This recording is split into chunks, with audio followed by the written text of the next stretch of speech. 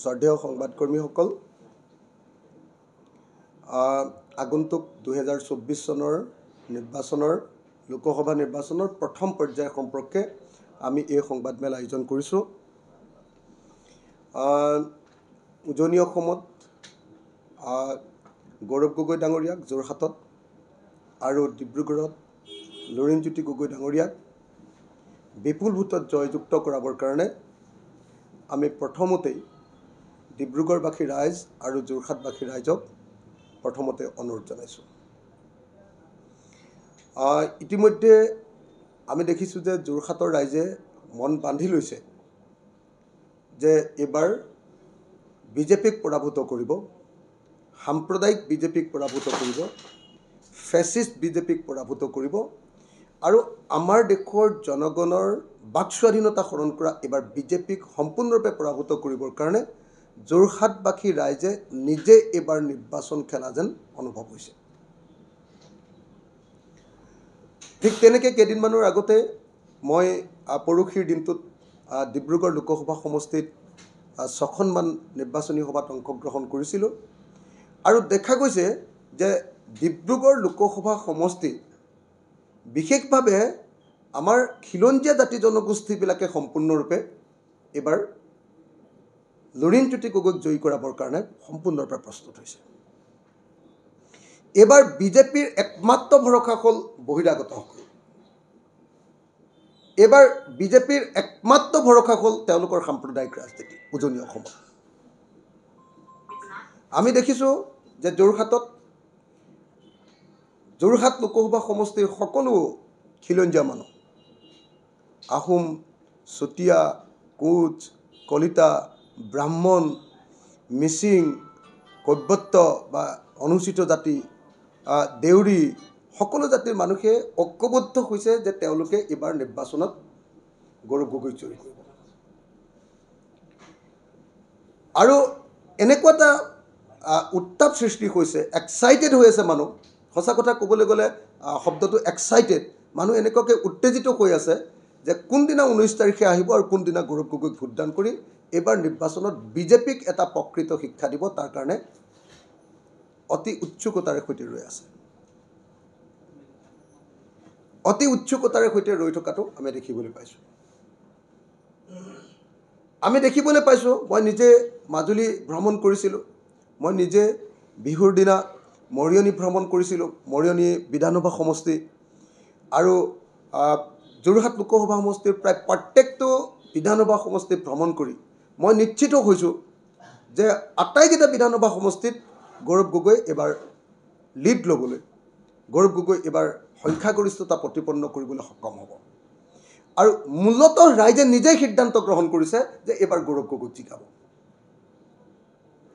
আমি দেখিবলৈ পাইছোঁ যে ৰাইজে আচলতে বিজেপিৰ ইমান দিনৰ যি নিৰ্যাতন, মানুহৰ বাক স্বাধীনতাৰ ওপৰত আক্ৰমণ, বস্তুৰ মূল্য বৃদ্ধি কৰি মানুহৰ ওপৰত কৰা হাৰাশাস্তি, GSTৰ বোজা জাপি দি মানুহৰ ওপৰত আক্ৰমণ, আৰু আমি দেখিবলৈ পাইছোঁ যে প্ৰত্যেকখন গাড়ীৰ ওপৰত, আনকি বেটেৰী ৰিক্সাৰ পৰা আৰম্ভ কৰি ডাঙৰ গাড়ীলৈকে পৰিবহণ কৰৰ যিটো সন্ত্ৰাস, সেই সন্ত্ৰাসৰ পৰা পৰিত্ৰাণ পাবৰ কাৰণে এইবাৰ ৰাইজে গৌৰৱ গগৈক ভোটদান কৰিবৰ কাৰণে, কংগ্ৰেছ দলক ভোটদান কৰিবৰ কাৰণে, বিৰোধী ঐক্য মঞ্চক ভোটদান কৰিবৰ কাৰণে আমি প্ৰস্তুত হোৱা দেখিবলৈ পাইছোঁ। লুৰিণজ্যোতি গগৈৰ ক্ষেত্ৰত আমি দেখিবলৈ পাইছোঁ যে ইতিমধ্যে একদম তাতে পলাৰাইজ হৈ গৈছে। ইতিমধ্যে তাতে মানুহে সিদ্ধান্ত গ্ৰহণ কৰি গৈছে যে গাঁৱৰ সকলো মানুহে, কোনোবা গাঁৱততো এনেকুৱা হৈছে যে এখন গাঁৱৰ 100% মানুহে লুৰিণজ্যোতি গগৈক ভোট দিব। 100% মানুহে লুৰিণজ্যোতি গগৈক ভোট দিব। 2004 চনৰ নিৰ্বাচনটো সৰ্বানন্দ সোণোৱালে খেলিছিলে। কি বুলি কৈছিলে? যদি হোৱা অসমীয়া সৰ্বানন্দক ভোট দিয়া। এইবাৰ কিন্তু একদম 100% ওলোটা। যদি হোৱা বহিৰাগত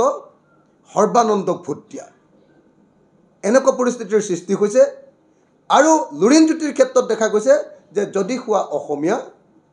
লুৰিণজ্যোতিক ভোট দিয়া, এনেকুৱা ধৰণৰ এটা পৰিৱেশ সৃষ্টি হৈছে। দীৰ্ঘদিন ধৰি সৰ্বানন্দ সোণোৱালে অসমীয়া জাতিক যি ধৰণে ব্যৱহাৰ কৰিলে, কেতিয়াবা মৰাণ বিধানসভা সমষ্টিত, কেতিয়াবা ডিব্ৰুগড় লোকসভা সমষ্টিত, কেতিয়াবা লখিমপুৰ লোকসভা সমষ্টিত, কেতিয়াবা মাজুলী বিধানসভা সমষ্টিত বিভিন্ন সময়ত যি ধৰণে অসমীয়া মানুহক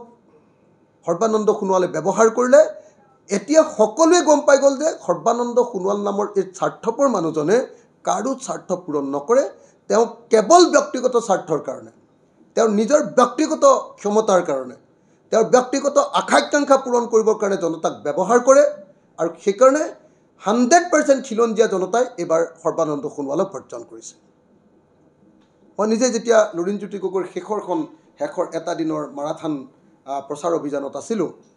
দেখা গৈছে যে মানুহে নিজে খৰচ কৰি মটৰচাইকেল ৰেলী কৰিছে,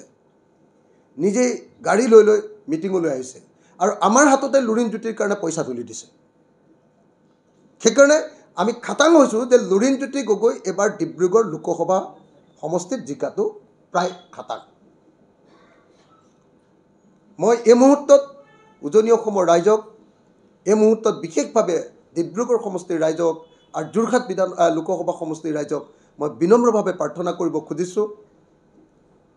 যে 5জন শ্বহীদক হত্যা কৰা হিমন্ত বিশ্ব আৰু সৰ্বানন্দ সোণোৱালৰ চৰকাৰক, বিদেশীৰ বোজা জাপি দিব খোজা নৰেন্দ্ৰ মোদীৰ এই বিজেপি দলক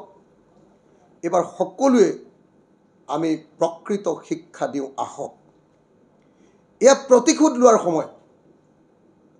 এয়া বিজেপি দলক, অত্যাচাৰী বিজেপি দলক উচিত শিক্ষা দিয়াৰ সময়। নিশ্চয় অসমৰ কাৰণে দপদপাই থকা গৌৰৱ গগৈৰ পক্ষত নিশ্চয় ৰাইজে সিদ্ধান্ত ল'ব, নিশ্চয় ৰাইজে সিদ্ধান্ত ল'ব। এই সিদ্ধান্ত ল'বৰ কাৰণে মই বিনম্ৰভাৱে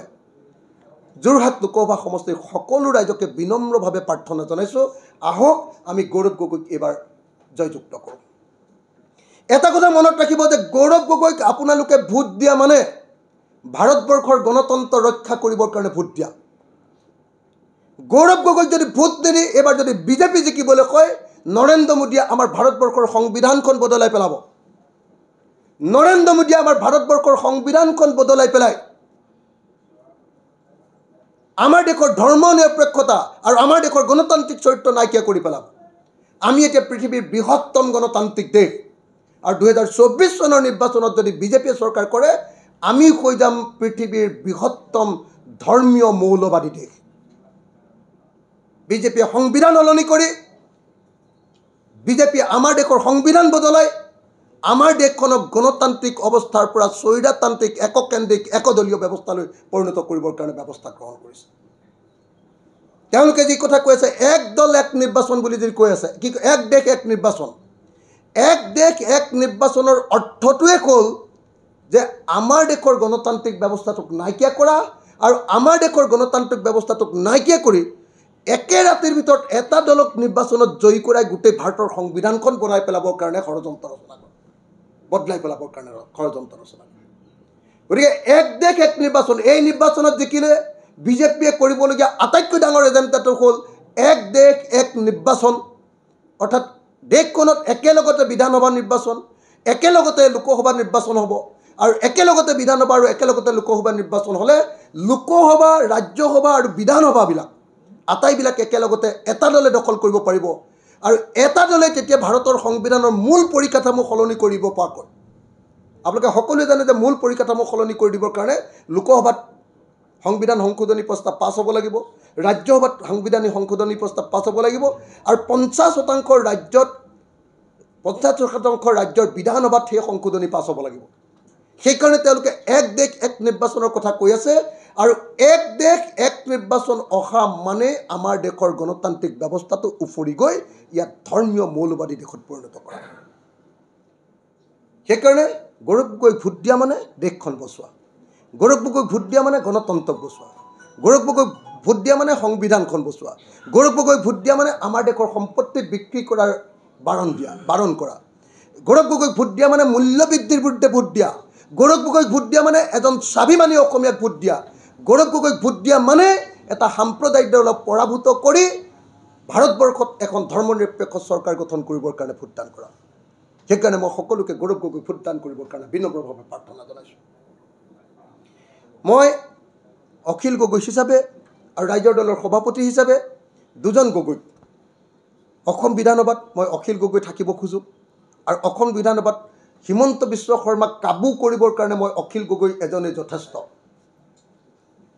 এজন অখিল গগৈ হিমন্ত বিশ্ব শৰ্মাক অসম বিধানসভাৰ অন্ততঃ তেওঁৰ চৰিত্ৰ উন্মুক্ত কৰি দিবলৈ সক্ষম হৈছোঁ অসম বিধানসভাত অন্ততঃ এজন অখিল গগৈ থাকিয়ে হিমন্ত বিশ্ব শৰ্মাৰ চৰকাৰখনক কপাই দিবৰ কাৰণে ভয় খুৱাই দিবৰ কাৰণে সন্ত্ৰাসিত কৰি দিবৰ কাৰণে সক্ষম হৈছোঁ আৰু দুজন গগৈ গৌৰৱ গগৈ আৰু লুৰিণজ্যোতি গগৈ এই দুজন গগৈক লাগে আমাৰ সংসদত যদি লুৰিণজ্যোতি গগৈ আৰু লুৰিণজ্যোতি গগৈ আৰু যদি গৌৰৱ গগৈ লুৰিণজ্যোতি গগৈ আৰু গৌৰৱ গগৈ যদি এই দুইজন গগৈক আমি যদি লোকসভালৈ পঠিয়াব পাৰোঁ তেতিয়াহ'লে ভাৰতৰ লোকসভাখন অসমীয়া মানুহৰ দখললৈ আহিব বুলি আমি বিশ্বাস কৰিব পাৰোঁ সেইকাৰণে অসমৰ মানুহে যি তিনি গগৈ কথা কয় অসমৰ মানুহে ভাবে বহুত মানুহে ভাবে যে এই তিনি গগৈৰ প্ৰতীক নহয় গগৈ মানুহৰ প্ৰতীক নহয় এই তিনি গগৈ হ'ল অসমক বিজেপিৰ বৰ্ণবাদী সাম্প্ৰদায়িক চৰকাৰখনৰ পৰা ৰক্ষা কৰাৰ এটা প্ৰতীক এটা জাতীয় প্ৰতীক যদি সঁচাকৈ আপোনালোকৰ এই তিনি গগৈৰ ওপৰত আস্থা আছে মই বিনম্ৰভাৱে প্ৰাৰ্থনা কৰোঁ যে এজন গগৈ অখিল গগৈ মই বিধানসভাত থাকিব খোজোঁ আৰু গৌৰৱ গগৈ আৰু লুৰিণজ্যোতি গগৈক আপোনালোকে লোকসভালৈ পঠিয়াই দিয়ক তেতিয়াহ'লে ভাৰতৰ লোকসভাখনতো আমাৰ দুজন অসমীয়াই দপদপাই থাকিব পাৰিব যদি আমাৰ চৰকাৰ হয় ইণ্ডিয়া বা কংগ্ৰেছৰ তেতিয়াহ'লে গৌৰৱ গগৈ ভাৰতৰ দ্বিতীয় বা তৃতীয়জন গুৰুত্বপূৰ্ণ মন্ত্ৰী হ'ব তেওঁ হয়তো হোম মিনিষ্টাৰ বা ফৰেইন এফেয়াৰ্ছ মিনিষ্টাৰ হৈ যাব আৰু আমি দাবী জনাম যে লুৰিণজ্যোতি গগৈকো ইতিমধ্যে মই কেন্দ্ৰীয় AICCকো কৈছোঁ যদি লুৰিণজ্যোতিক আমি ইয়াৰ পৰা পঠিয়াব পাৰোঁ লুৰিণজ্যোতিকো ডেফিনেটলি আমাৰ কেবিনেটত স্থান দিব লাগিব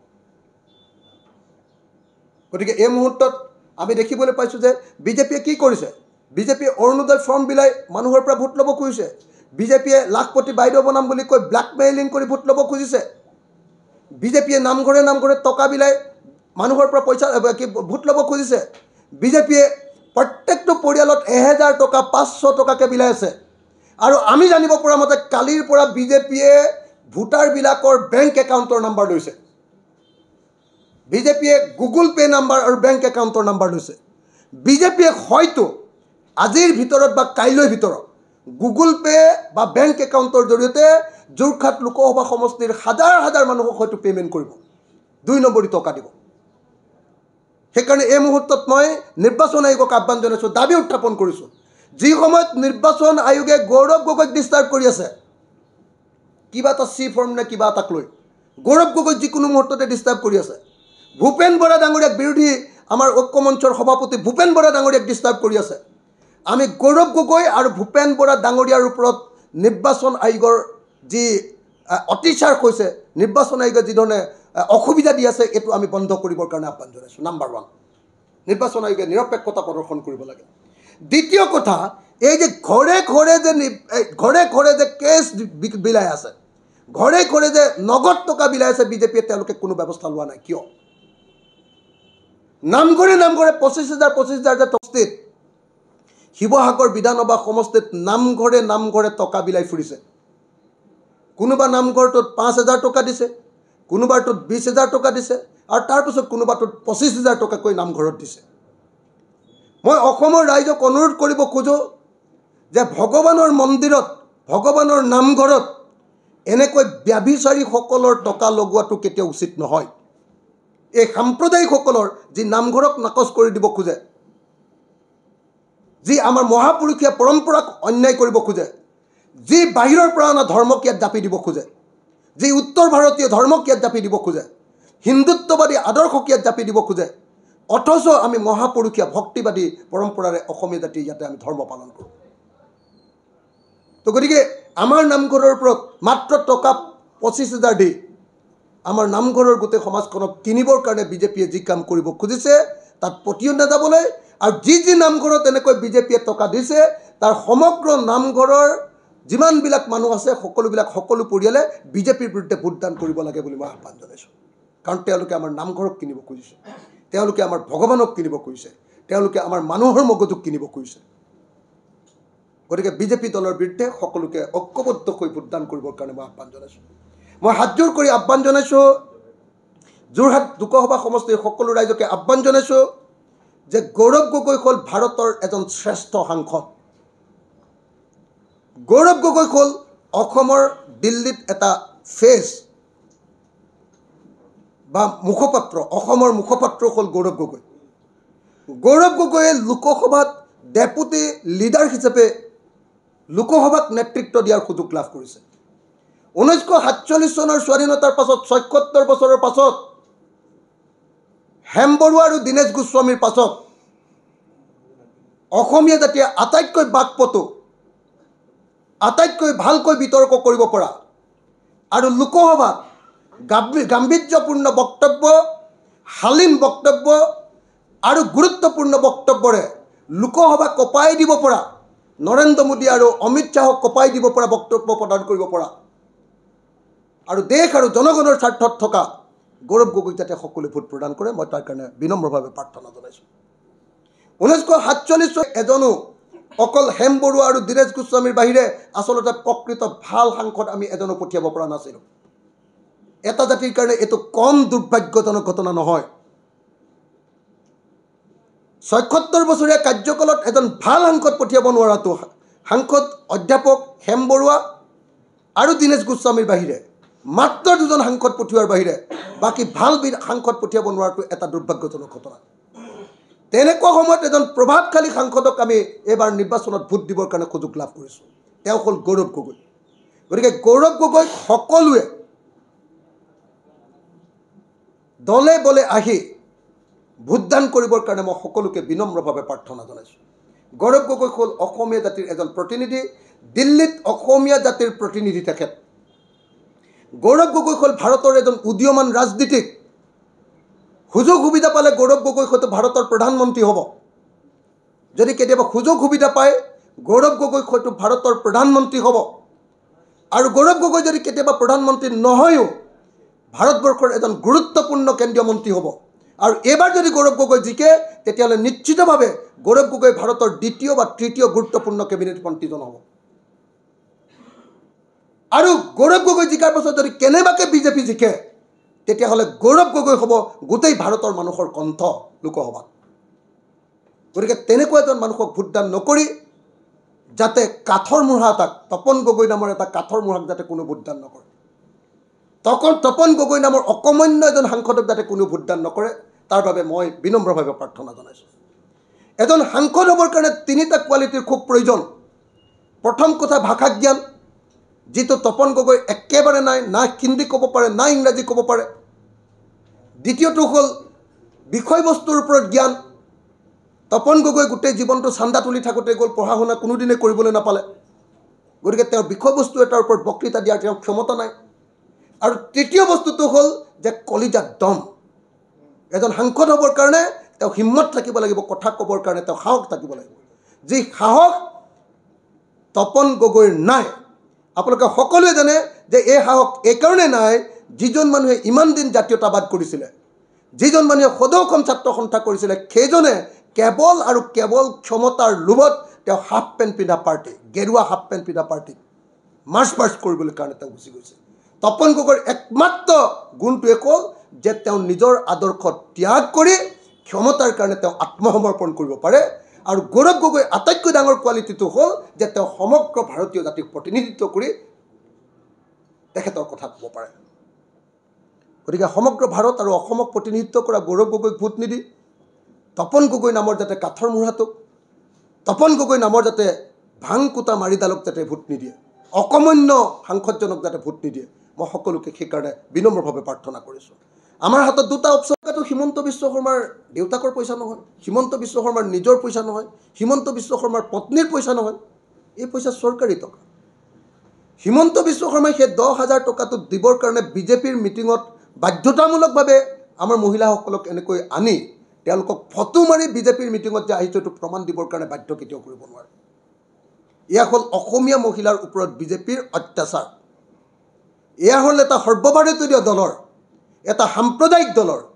এটা হিন্দুত্ববাদী দলৰ অসমীয়া জাতিৰ ওপৰত আক্ৰমণ।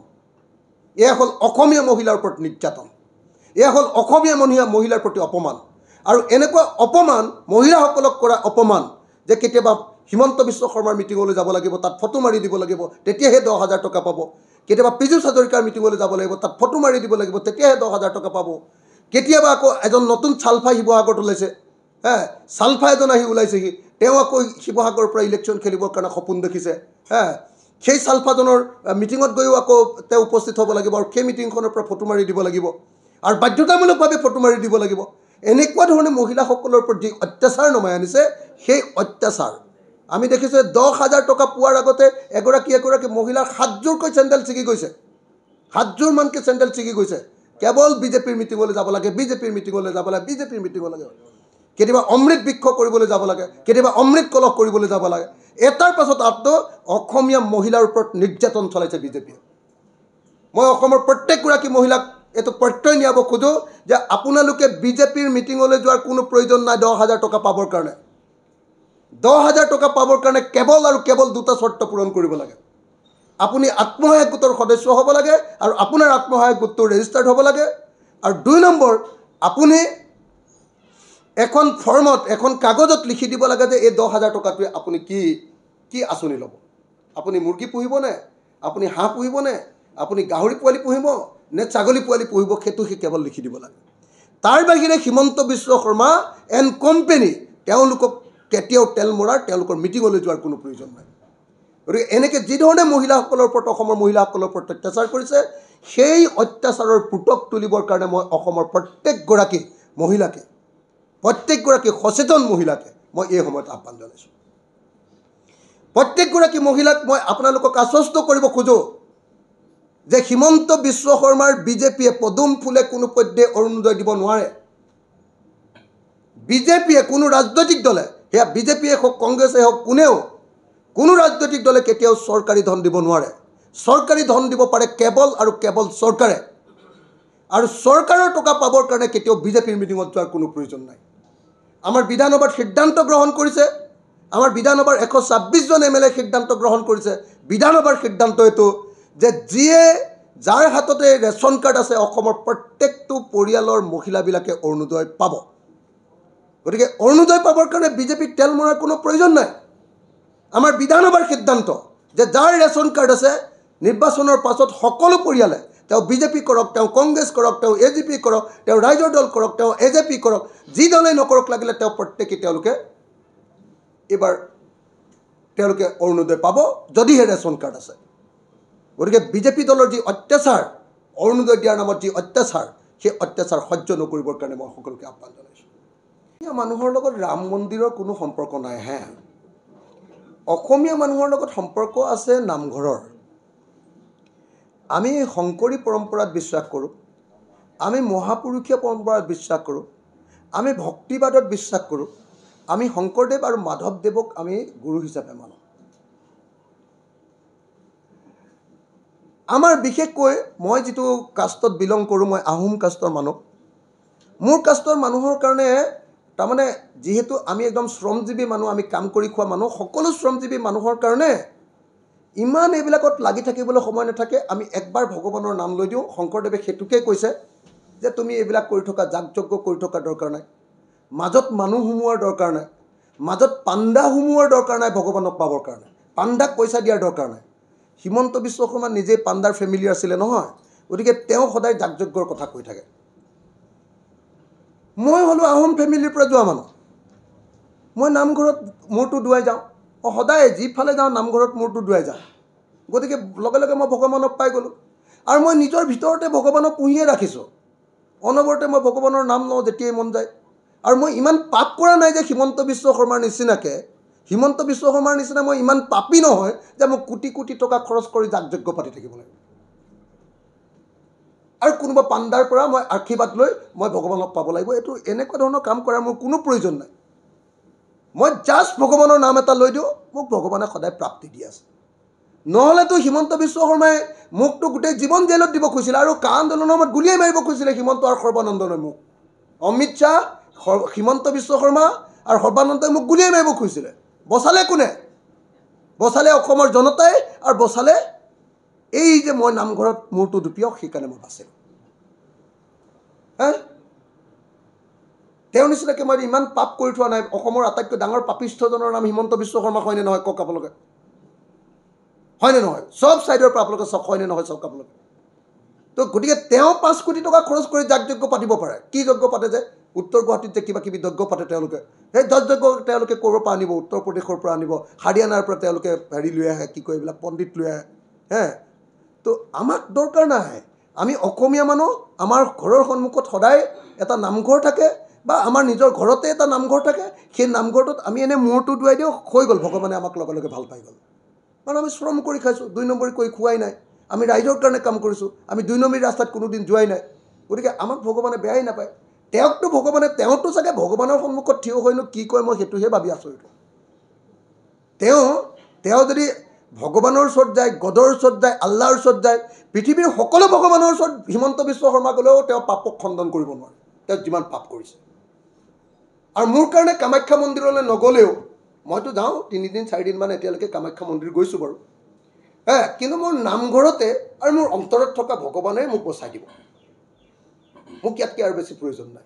হিমন্ত বিশ্ব শৰ্মাই এইবিলাক হিন্দুত্ববাদী ৰাজনীতি কৰিবৰ কাৰণে তেওঁ এইবিলাক 2 নম্বৰী কৰি থাকক মোক এইবিলাক কোনো প্ৰয়োজন নাই